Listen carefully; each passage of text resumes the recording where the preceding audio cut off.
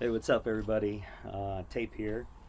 Um, I've had a lot of requests for, I guess, like my trading journey, which is kind of odd because I'm not used to that. But yeah, I'm just gonna give you the story about my trading journey. So anyway, I'm 47. I'm married. I have 4 kids. Um, I live in Kansas City, Missouri. I love it here. But my story starts when I was 18 in 1995.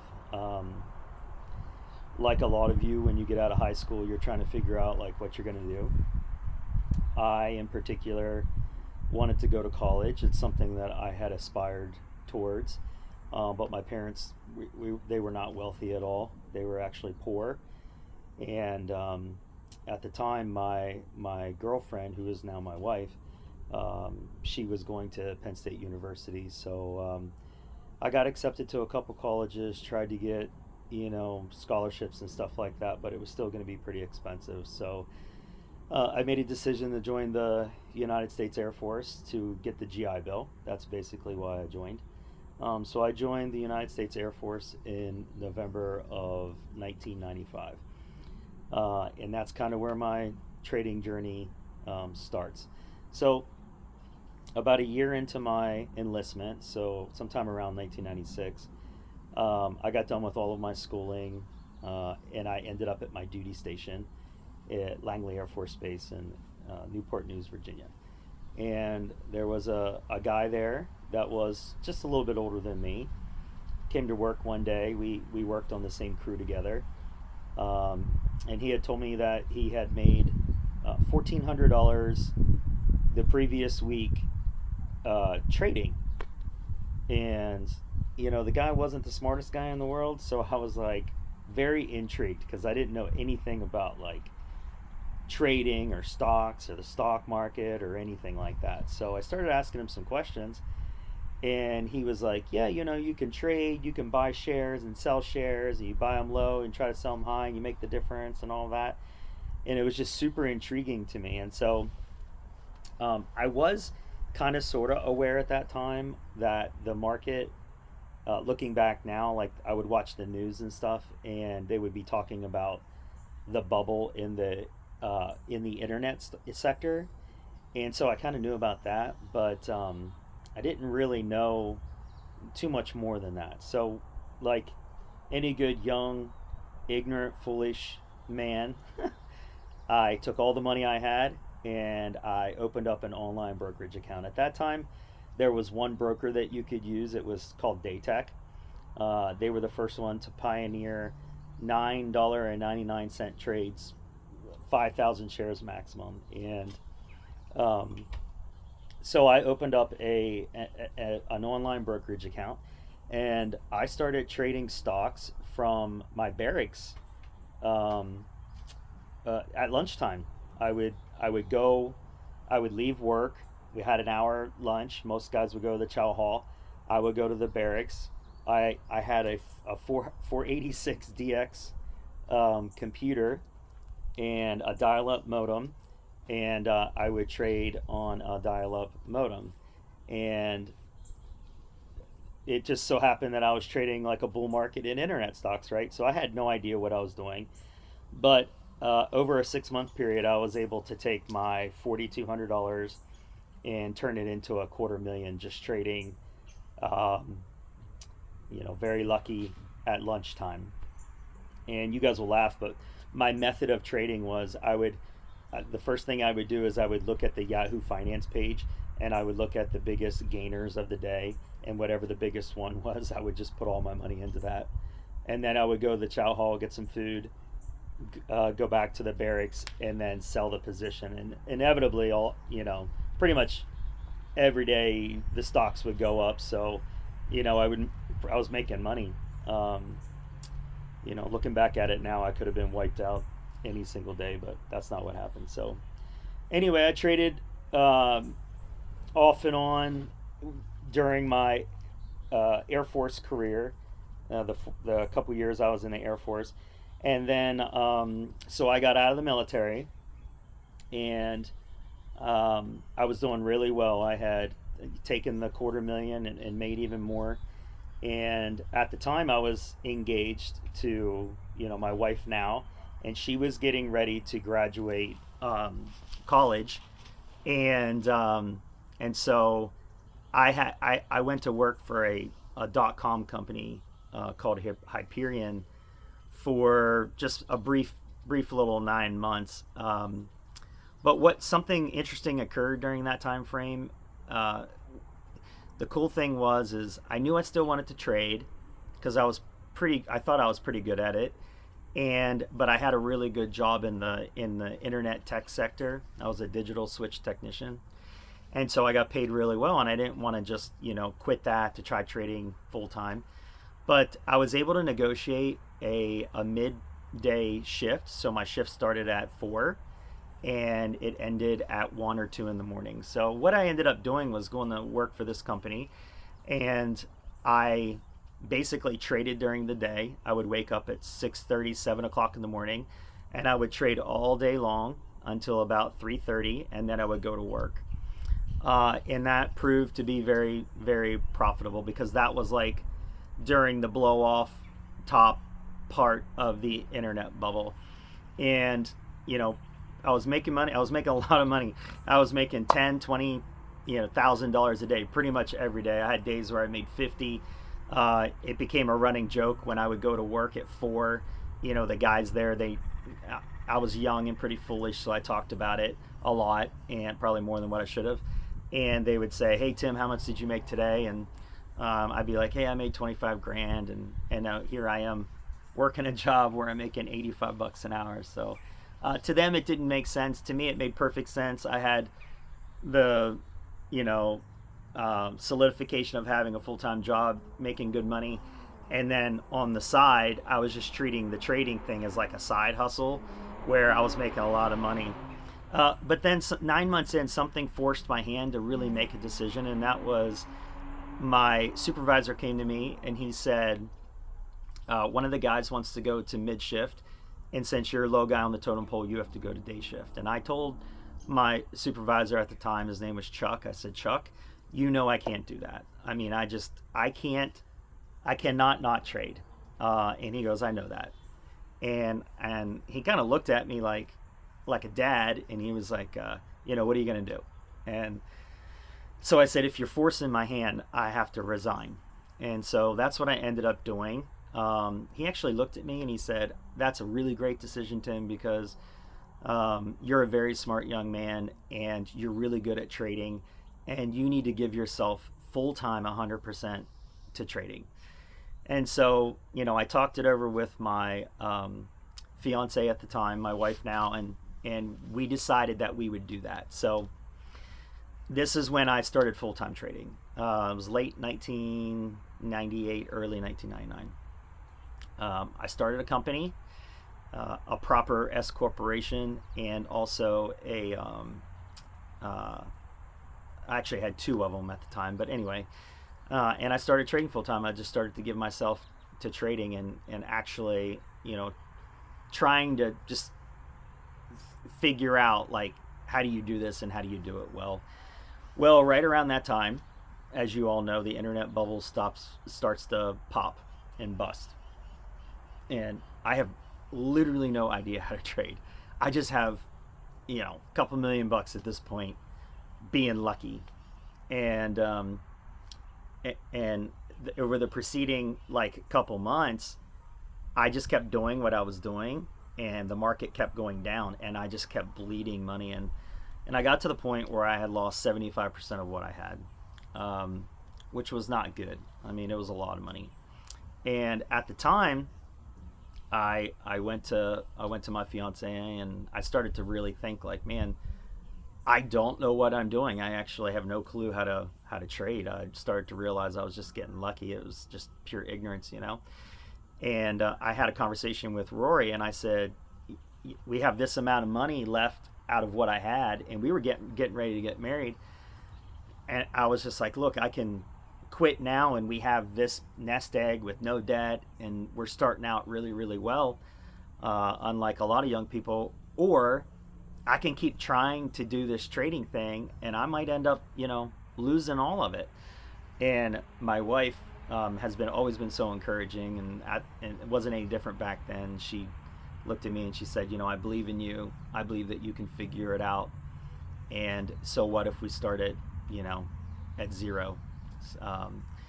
So that kind of gave me a lot of encouragement to really try to figure it out. And, I've often said that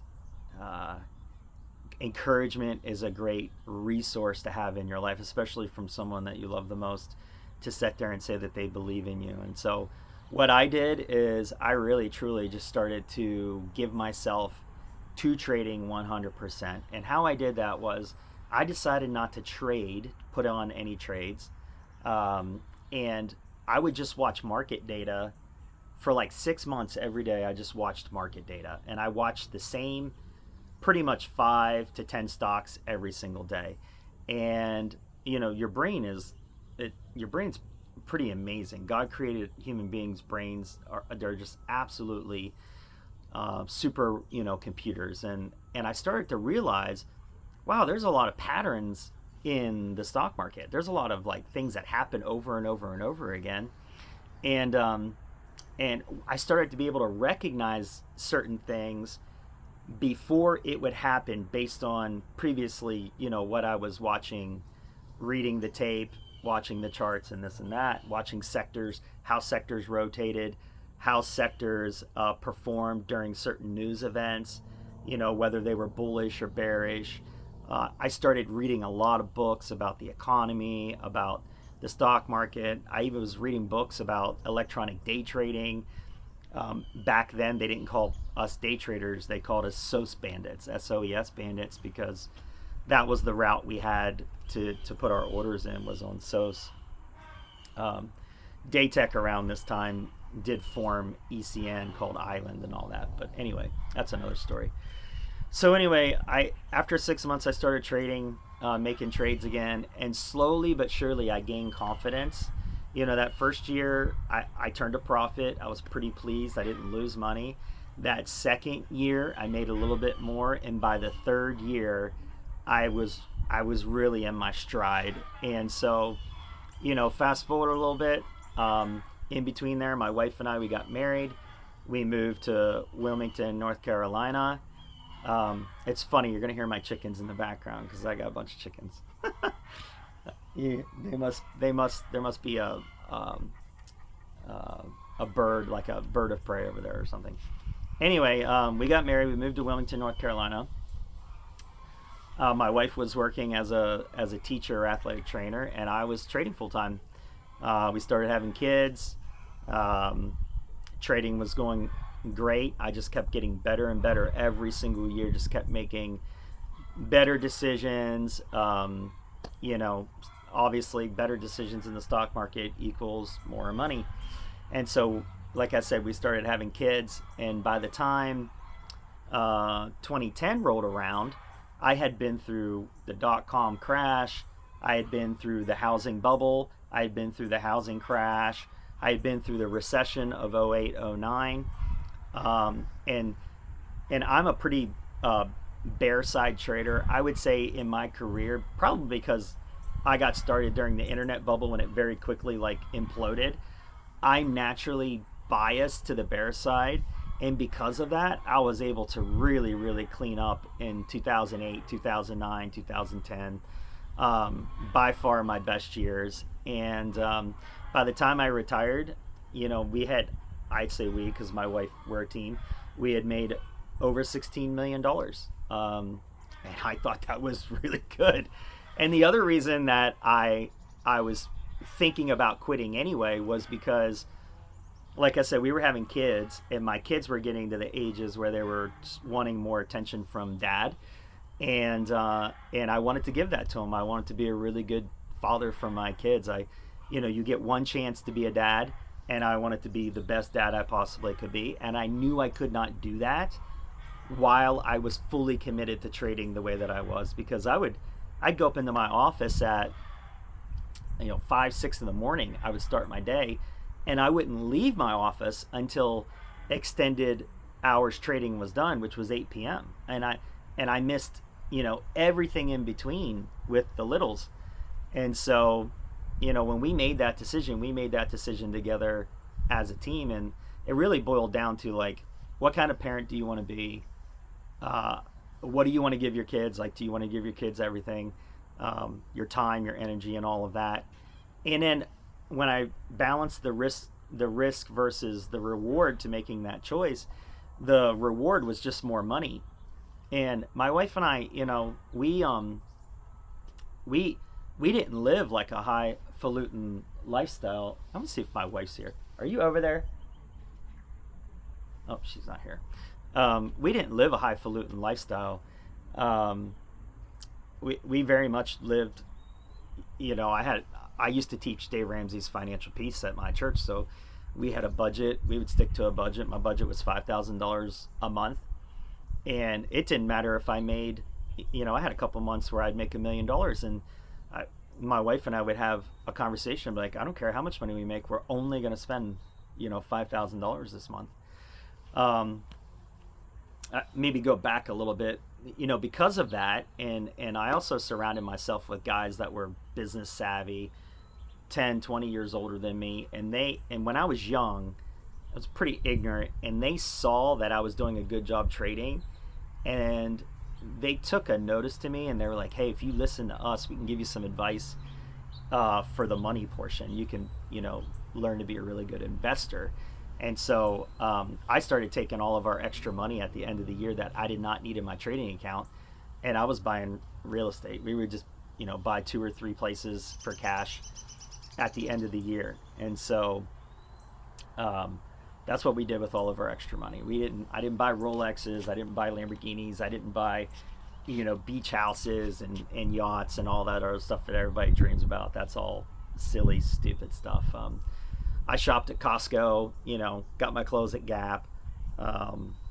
We just didn't spend a lot of money, we just saved it. I knew I wanted to be able to retire very quickly because I wanted to live my life and buy back my time and do what I wanted to do. So that's a backstory. So in 2010, I retire. A year goes by, and in a previous year, I helped start a ministry here in Kansas City called Exodus Cry. It was a ministry that was devoted to ending human trafficking and child sex prostitution. We also made a documentary movie called Nefarious Merchant of Souls. You can watch it on YouTube or Vimeo. It's free. And that movie came out during 20, I'd say halfway through 2010, 2011, the movie came out. And it got great publicity. It swept around the world. And our little ministry that was 3 people, all of a sudden we were bringing in $250,000 a week in donations. And we went from 3 full-time employees to 43 full-time employees. And so basically what had happened was the guy that I started the ministry with asked me and my family and my wife if we would consider moving out to Kansas City to run the ministry. And he didn't really have people skills. I did. He didn't really have a business background. I did. So we made a decision to uproot from Wilmington, North Carolina to come out here to Kansas City. That's how I ended up here. So 9 months, after that, him and I were not getting along, and I end up resigning from Exodus Cry. And that hurt a lot. There was a lot of pain involved in that. But at the same time, where there's pain, there's also growth, and so I'm happy for that season of my life. Since I was bored and didn't have anything to do, I dove, and I was already done trading, right? So I dove headfirst into buying real estate out here in Kansas City. Now, we already owned real estate in Wilmington, but we started buying real estate here in Kansas City. And it just so happened to be the bottom of the housing collapse, like the epic. If you look at the Case-Shiller Home Index, when I started buying, it was just doing this curl, right? And so my wife and I, we started throwing a couple $1,000,000 right away into real estate. We tried to put in $1 million every year. I was buying 2011 a lot. 2012 I started flipping houses. I was also accumulating real estate that we were keeping. And so I was staying busy. I had a new thing and I loved it. But there was always a draw inside me. Something inside me was, always wanted to know what was going on in the market. And I would check, it wasn't like I was just ignorant of it.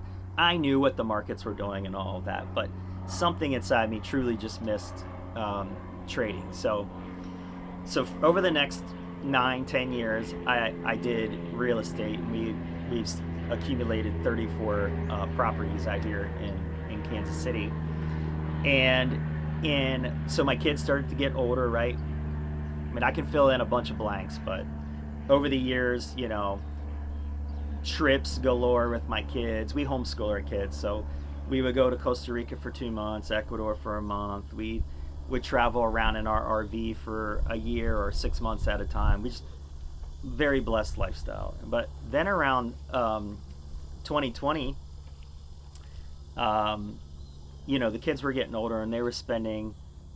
Here's my wife. She just came out. Come sit down. Say hi. Hello. I can't see you. Come closer. This is my wife, Rory. Yay! There you go. Hello. All right. I actually met her when she was 16. We met in high school, didn't we? Yes. I was at the part of the story where it's 2020. The kids are older, and they don't need as much time from us. And I think I had said something to you along the lines of, maybe you can remind me how it went, but I think I said something to you along the lines of like, I'm getting an itch to get back into trading, or I'm thinking about getting back into trading, or did I have a dream about trading? I don't remember. Do you remember? I remember. Scoot over this way a little bit. I remember you coming to me, and I remember asking you if you had prayed about it. Yeah, of course. Yeah, and so, it was just getting to that time where the kids were starting to have, more individuality. And so, I think we just started praying about it and exploring it. You were paying more attention to the markets again. Not that you ever didn't. Yeah, I was just saying that. But definitely more. You were getting more. Yeah, definitely more. In it. Yeah. Yeah, and I think plus too, I was getting pretty bored with houses, rentals and stuff, and it's physically demanding work. So I just, I'm getting older. I didn't want to do it anymore, and mentally, trading's exhausting, but physically, it's not. You're not exerting yourself like you do when you're putting in tile and building walls and all of that stuff. So, right. So I made a decision to go back to trading in August of 2020, and of course we know COVID. Yes. Right, COVID. COVID was going on during that, right? Because it started in January. Well, yes, but we didn't know what it was yet until about March or something. March, April, May is when it started getting labeled. Yeah. Yeah. So I think COVID too instigated it because, the world shut down, and so you couldn't go to the courthouse to buy foreclosed properties anymore. Yep, there were no more practices or games for the kids. Right, everything slowed down, and I'm a man who likes to, I don't know, what would you guys do stuff, I don't active. like to sit around, I think that's what instigated it. So, I was like, you know what, I'm just going to throw $100,000 in an account, and we'll see what happens. We'll see if it's like riding a bike, right? Because 10 years had gone by since I retired and didn't do any trades, and so I was like, all right, we'll give it a shot and see what happens. And I think I opened the account, and in order to get it opened, you had to put, I don't remember quite how it worked, but the PDT rule, the PDT rule is $25K. So when I opened it, I put like $30,000 in it, and then the following week I was going to put another 70 in there to get to 100. And so I immediately just started trading, and the first week I traded, I made like, you remember, it was like 20 or 30 grand. It was you almost doubled. Yeah. And then within 2 or 3 months, So that at that point, I was like, man, I don't even need to put this other money in there. 2 or 3 months later, so it'd be in August, September, October, November. So 4 months later, I took that and we were at, I think I was at 550 grand in profit, right? It was like a $500,000 in like 4 months. And I remember declaring to my wife, I'm like, this is easy. This is easier than what it used to be. Yeah, I do remember you saying that. Yeah. It was easier because it's the technology had advanced so much that the advantage that I had with the previous knowledge was, that much better. And then in addition to that, the trading fees were zero now because trades were, you didn't have to pay for them, which is great because I used to spend over $1 million a year in trading fees easily. I mean, it was some weeks it was 50 grand, I'd spend in trading fees. So, but I was like, yeah, this is, I'm definitely going to keep doing this. This is awesome. And so I joined a trading room, because you need some camaraderie, you need some encouragement, you need to encourage others and all that. And even when I traded before, prior to 2010, I had a chat room with there was like 7 guys in there, and they were very high profile guys, some of the best traders at that time in the world. And we collaborated and shared ideas. Back then, if you were a great trader, everybody kind of knew you because that was like a niche market. It wasn't like it is now where you have a lot of traders now. Back then, when I first started, there was probably 2,000 or 3,000 people worldwide that were actively trading, and then out of that, there's probably only maybe 100 that were actually making, I would call it really good money. And you would go to trade shows and keep up with each other. Yeah, we would meet each other at trade shows, and I would consider really good money to be like $1 million a year, I would say. So anyway, I joined a chat room. It was United Traders, and I was there for a little bit, and then, I continuing the trade pretty much every day, and then I left that chat room, and for a while I wasn't in any chat room. I think we went on vacation for a little bit. I had discussed with you getting back into a chat room, and what the benefits were. I think we even talked about me starting my own chat room, and I was like, we came to the conclusion that that's not ever going to happen because, at least not now, not in this season. Yeah, I'm not overly committed to do that. I like my freedom and I like my time to do what I want to do when I want to do it. And sometimes, like on a Friday, I'll come to you and I'll be like, hey, next Monday we're gonna go on vacation for a week, and so you can't just do stuff like that when you have a chat room. Yeah, right? You have responsibilities. Yeah, we have responsibilities. A responsibility to people if you have something like that. So anyway, I was just on the interwebs and found Tenet and paid to get in just like everybody else, and then started posting my trades up there. And I think, maybe some of them got noticed right away, and people were kind of like, who is this guy that seems to know exactly what's going to happen to SPY all the time? And that's how I met, Rip. Became a pro in the room pretty quickly, and Rip knew you from before as well. Well, Rip so didn't. He totally. Right, he didn't exactly know me. We had a mutual friend. We have a mutual friend. We still have a mutual friend. And then here we are. I mean, what is it? Almost 4 years later. Right. And I'm still trading. I'm still actively trading, and I love it. I love every minute of it. I love everything that goes along with trading. I love the benefits that trading gives me to be able to provide for my family and take care of our kids the way that we do, and travel the way that we do, and take care of you as best I possibly can. And so, I think I hit all the spots, right? I think so. Yeah, so anyway, I'm still going to be trading. Actually, right now, for the last 6 months or so, maybe since the beginning of the year, I've been teaching my son, Owen. Yes. Everybody knows him as Little Tape. He doesn't like that, but that's how he's known. I'm teaching him. He sits right next to me upstairs in my office, and I'm teaching him pretty much everything that's in my noggin. I'm relaying to him because he's like me at that age. He very mathematically inclined, high level of confidence. And he already is picking up things really quickly. Yeah. Yeah. So he clearly has the ability to see things that Tim has shown him and catch them fast. So Right. And we talk about this in the room. There's like repeatable setups, repeatable patterns, a system that has proven reliability over time. And Owen is learning how to do all of that stuff. Pick up the repeatable patterns. He loves cup and handles. He loves triple top breakouts, just like his dad. Mm-hmm. He loves fat bottom curls, just like me. He's always like, Dad, this is curling. Dad, this is curling on the 10-minute, Let me talk a little bit about like my trading style, and then I think I'll probably be done.